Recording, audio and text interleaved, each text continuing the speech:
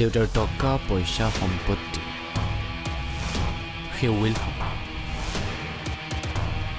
সকলো নিজৰ নামত থকাটো তই যিটো গৰ্ব কৰি আছ ২৪ ঘণ্টাৰ ভিতৰত মই এই ৰুদ্ৰভূষণ হাজৰিকাই নিজৰ কৰি ল'ব ঈশাৰ মোৰ উত্তৰাধিকাৰী হোৱাৰ যোগ্যতা নাই সেই যোগ্যতা তোৰ আছে তোৰ এতিয়া দ্বিতীয় খেলখন আৰম্ভ হ'ব পুৰুষ সদায় নাৰীতকৈ শ্ৰেষ্ঠ আৰু আগলৈও শ্ৰেষ্ঠ হৈ থাকিব আকৌ এবাৰ কওঁ মোতকৈ শ্ৰেষ্ঠ হোৱাটোৱে যদি তোৰ লক্ষ্য মই হাৰিবলৈ সাজু আছো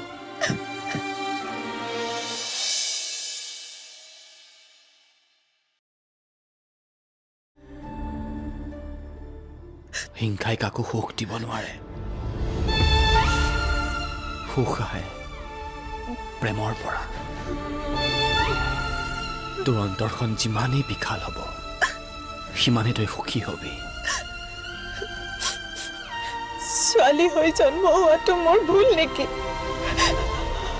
আৰু সেইবাবে দেউতাৰ নজৰত মই অযোগ্য হৈ পৰিলো নেকি দেউতাই অযোগ্য বুলি ক'লেই তই অযোগ্য হৈ নাযাওঁ ঈশা তই দেউতাৰ কথা শুনি নিজৰ জীৱন জোখাৰ চেষ্টা কিয় কৰিছ তই দেউতাৰ নজৰত যোগ্য হোৱা নহয় নিজৰ নজৰত যোগ্য হোৱাৰ চেষ্টা কৰ মই তোৰ মনৰ কষ্ট বুজি পাইছো আৰু চা এইবোৰ কথা উলিয়াই মই তোক কেতিয়াও সেৱা প্ৰতিপন্ন কৰাৰ চেষ্টা নকৰোঁ যি হৈছিল সকলোবোৰ মই পাহৰি গৈছো তইও পাহৰি যাবি যদি তই পাহৰিব পাৰ মোৰ ওচৰলৈ আহি এবাৰ দাদা বুলি মাতিবি বহুত দিনেই হ'ল দাদা বুলি ভালকৈ মতাই নাই তই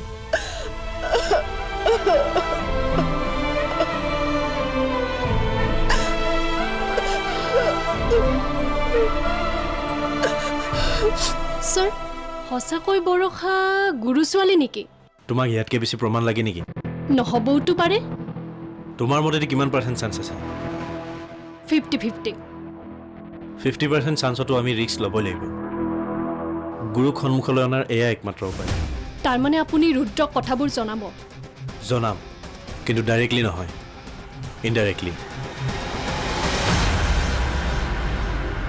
আমি যিবোৰ মিছা কথা ক'লো সেইবোৰ মিছা বুলি গম পোৱাৰ পাছত দেউতাই বা কেনেকুৱা প্ৰতিক্ৰিয়া কৰে দেউতাৰ প্ৰতিক্ৰিয়াৰ কথা বাদ দিয়া যদি ইচ্ছা সলনি হয় সেয়াই যথেষ্ট তোমাৰ মনে কি কয় ঈশাই বুজি পাইছেনে কথাবোৰ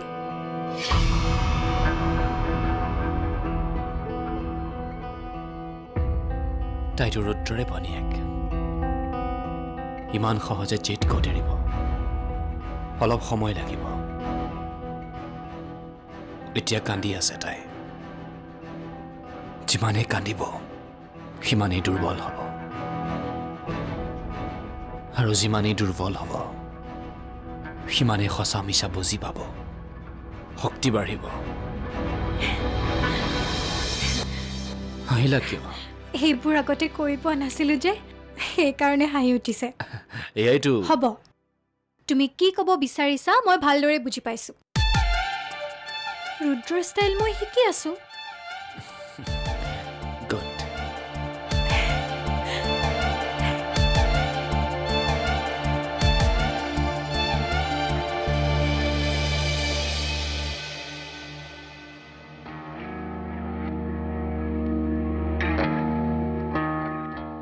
কি হ'ল দৰকাৰী কাম এটা কৰি আছিলোঁ আৰু এনেকুৱা কি কথা আছে যে ভিতৰত ক'ব নোৱাৰ তোৰ কামটো মই জানো আৰু এইটো কামত তই সফল হবি আৰু এই তোক যে লগ কৰিব আহিছিল CID অফিচাৰজন তেওঁ মোক ফোন কৰিছিল আজি নব আৰু মোক লগ কৰিব বিচাৰিছে অলপ পিছত লগ কৰিব বিচাৰিছ লগ কৰ নহয় মানে আগতে তোক সুধিব বিচাৰিছিলোঁ যে কি ক'ম কি নক'ম লুকুৱাব লগা একো নাই চব কম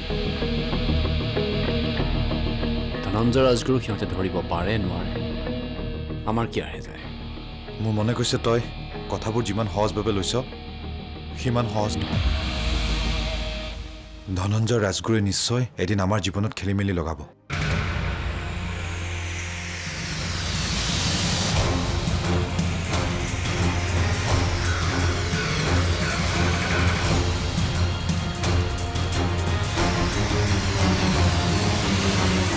কিন্তু অফিচাৰজনে আমাক কিয় লগ কৰিব বিচাৰিছে?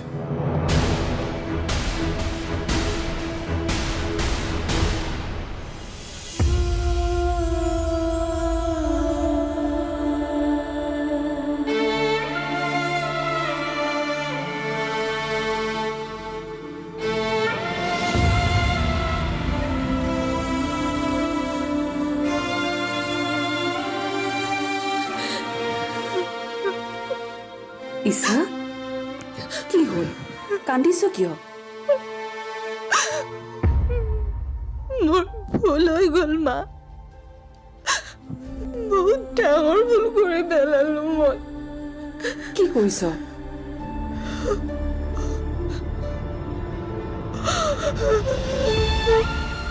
বিশ্বাসঘাতকতা।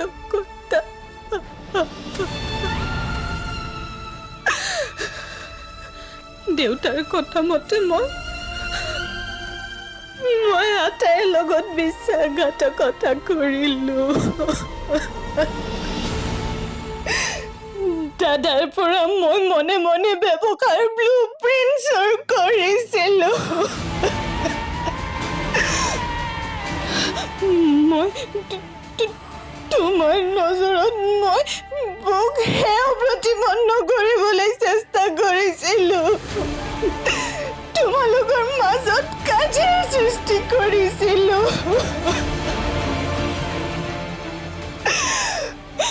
আনকি মই তোমাৰ পৰা দাদাক আঁতৰ কৰিবলৈ চেষ্টা কৰিছিলো।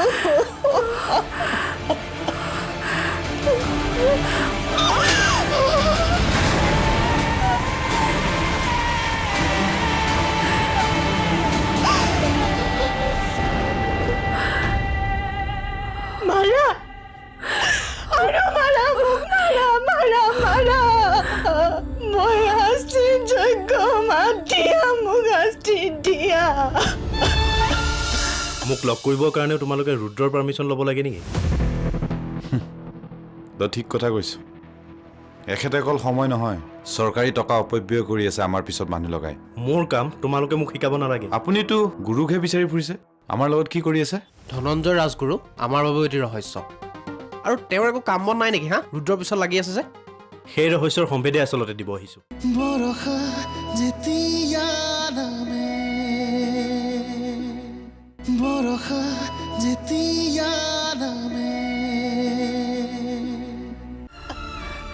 তই কেনেকৈ এই কাম কৰিব পাৰিলি ঈশা?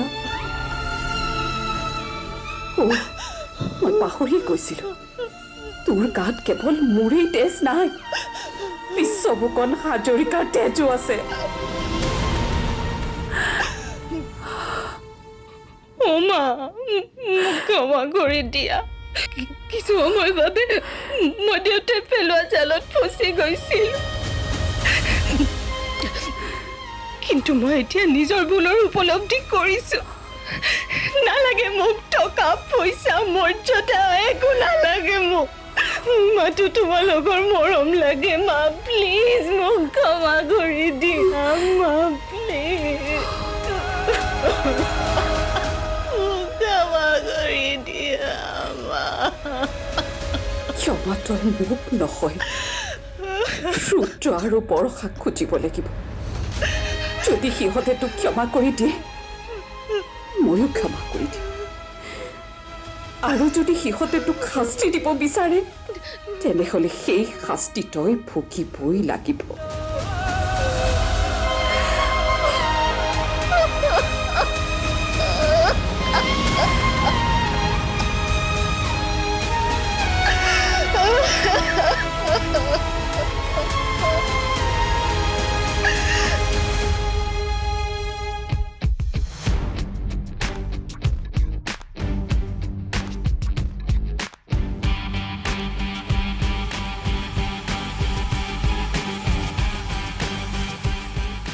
আপোনাৰ হাতততো সময়ে সময় চৰকাৰী চাকৰিৰ পইচাগালটোতো পায়েই এতিয়া সেই ডিউটি কৰাৰ বাহানালৈ আমাক লগ কৰিবলৈ আহিছে মোক লগ কৰিবৰ কাৰণেও তোমালোকে ৰুদ্ৰৰ পাৰ্মিশ্যন ল'ব লাগে নেকি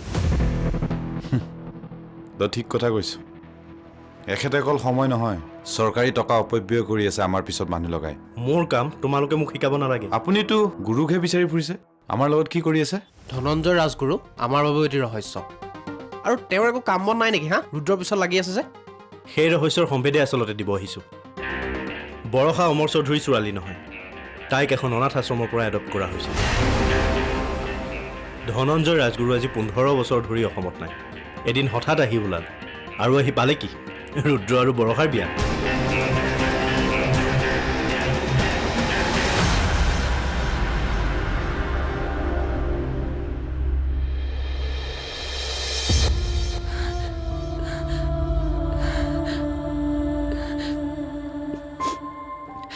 দাদা ক তই মোক ক্ষমা কৰি দিব পাৰিবিনে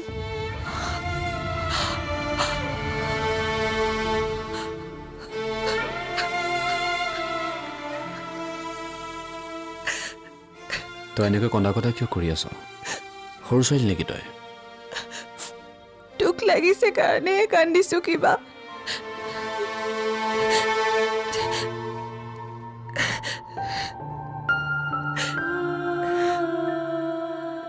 সৰুতে এবাৰ মই তোক শিলগুটি মাৰি মূৰ ফুটাইছিলোঁ মনত আছেনে বহুত তেজ ওলাইছিলে আছে ইয়াতে মাৰিছিলি তই চা তেনেহ'লে হিচাপ বৰাবৰ হৈ গ'ল অৱশ্যে মই তোৰ ইয়াত মাৰিছিলোঁ তই মোক ইয়াত মাৰিছ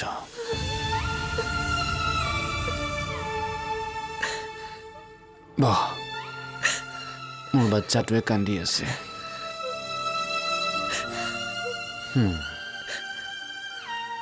আচলতে কি জানো তোৰ গাত অকণো ভুল নাই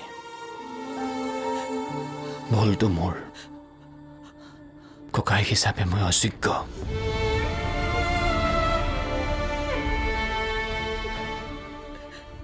তই তেনেকৈ কিয় কৈছ এয়া মোৰ সৌভাগ্য যে তোৰ দৰে মই দাদা এজন পাইছো যেতিয়া তোৰ জীৱনত মোৰ প্ৰয়োজন আছিল মই তোৰ কাষত নাছিলোঁ মই কেনেকৈ যোগ্য হ'লো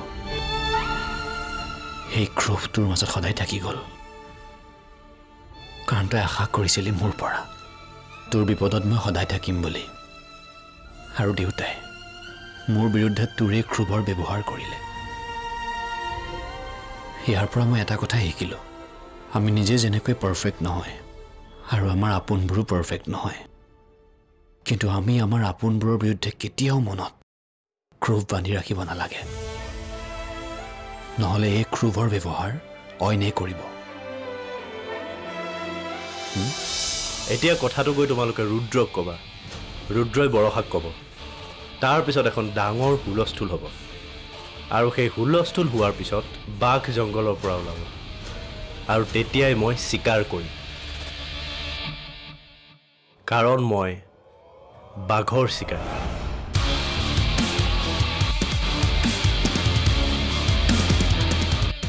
বৰষা যেতিয়া নামে বৰষা যেতিয়া নামে আজিৰ পৰা এইবোৰ কথা নুলিয়াবি যা চাহ কাপ বনাবি চাহ খাম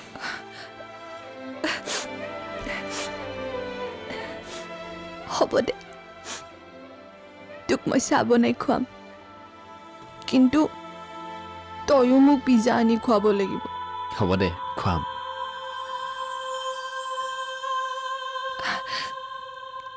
দাদা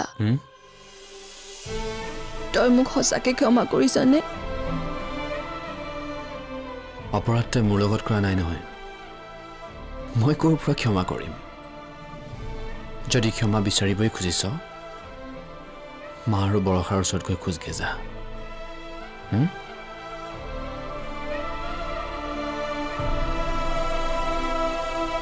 তাৰ পিছৰ সাধু কথাটোৰ আটাইতকৈ ইণ্টাৰেষ্টিং পাৰ্টটো হ'ল ধনঞ্জয় ৰাজগুৰুৰ দুজনী ছোৱালী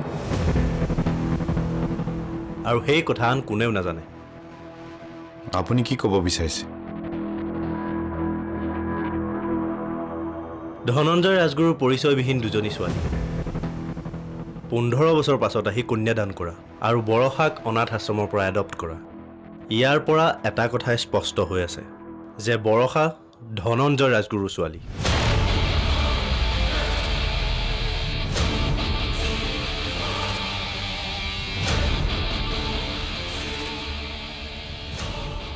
এতিয়া কথাটো গৈ তোমালোকে ৰুদ্ৰক ক'বা, ৰুদ্ৰই বৰষাক ক'ব।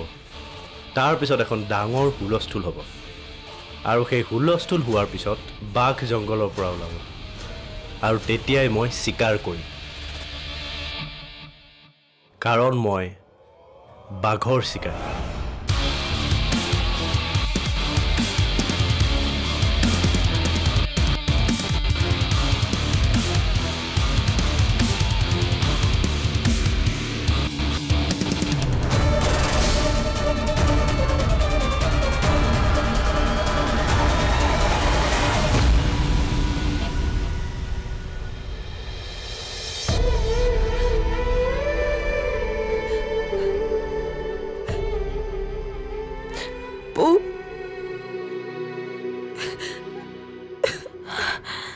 ঈশা,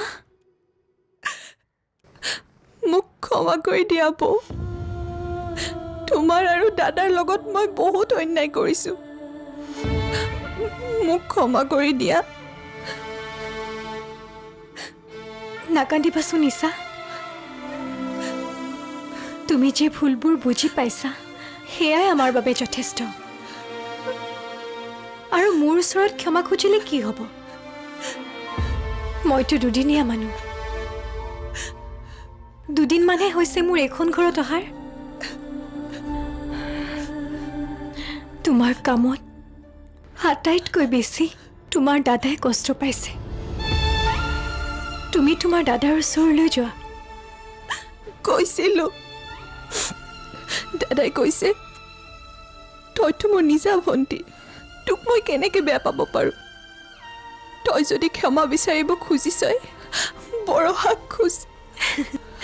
দেখিছা তোমাৰ দাদাৰ তোমাৰ প্ৰতি কিমান মৰম।